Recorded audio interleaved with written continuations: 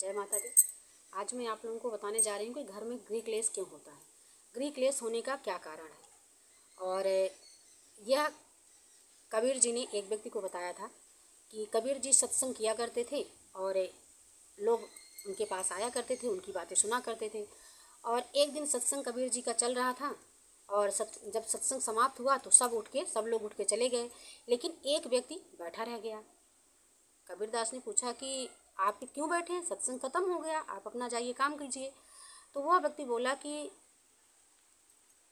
संत जी, मैं क्या करूं, मेरे घर में बहुत गृह क्लेश होता है और मैं बहुत झगड़ालू प्रवृत्ति का हूं, मेरा किसी के साथ जमता ही नहीं है, मेरे अंदर पता नहीं क्या कमी है और मैं इससे बहुत परेशान हूं। कृपया करके आपके पास आया हूं, इसका कुछ आप उपाय बताइए। कबीरदास जी ने कहा ठीक है। कबीरदास जी ने अपनी पत्नी को आवाज़ लगाया कि लोई लालटेन जला के लाओ। उनकी पत्नी बिना कुछ बोले, बिना कुछ कहे, दोपहर का समय था, लालटेन जला के ला के रख दी। फिर थोड़ी देर बाद कबीरदास जी ने कहा कि अरे कुछ मीठा खाने के लिए लाओ।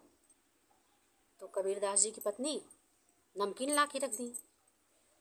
तो वह व्यक्ति सोचा कि ये लग रहा पागलों का घर है, क्योंकि यहाँ दोपहर में लालटेन जलाई जाती है, मीठा मांगा जाता है खाने के लिए तो नमकीन भेज दी जाती है, और उसकी कुछ समझ में नहीं आया। कबीरदास जी ने उसकी मना स्थिति देखी और उससे पूछा कि कुछ समझ में आया।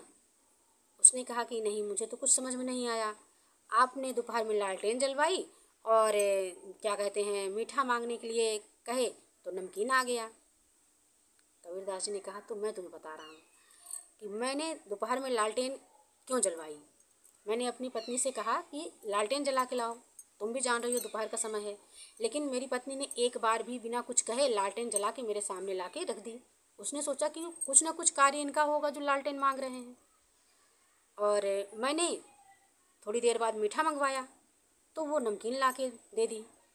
तो मुझे यह समझना चाहिए कि घर की स्थिति कैसी है, घर में क्या है क्या नहीं है। हो सकता है घर में मीठा इस समय ना हो, तो जो घर में था नमकीन था वो नमकीन ला के दे दी। तो इसमें समझना दोनों को चाहिए, इधर पति को भी समझना चाहिए और पत्नी को भी समझना चाहिए। यह गृहस्थी का मूल मंत्र है। जब एक दूसरे के ऊपर विश्वास होगा, एक दूसरे को समझेंगे, तभी तकरार नहीं होगी और जीवन सरलता से, सुगमता से चला जाएगा।